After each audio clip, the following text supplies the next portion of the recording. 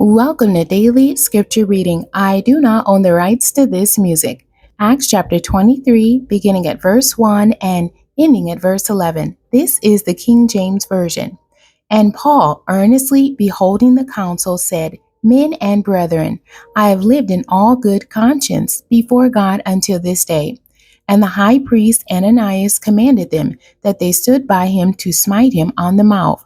Then said Paul unto him, God shall smite thee, thou whited wall, for sittest thou to judge me after the law, and commandest me to be smitten contrary to the law?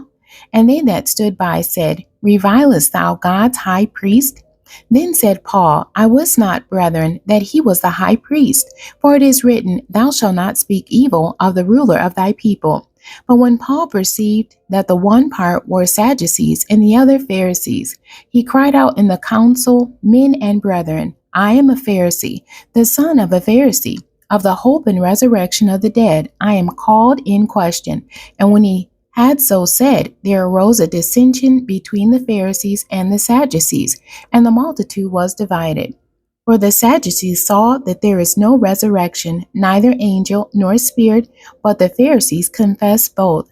And there arose a great cry, and the scribes that were of the Pharisees part arose and strove, saying, We find no evil in this man, but if a spirit or an angel has spoken to him, let us not fight against God. And when there arose a great dissension, the chief captain, fearing lest Paul should have been pulled in pieces of them, commanded the soldiers to go down and to take him by force from among them, and to bring him into the castle.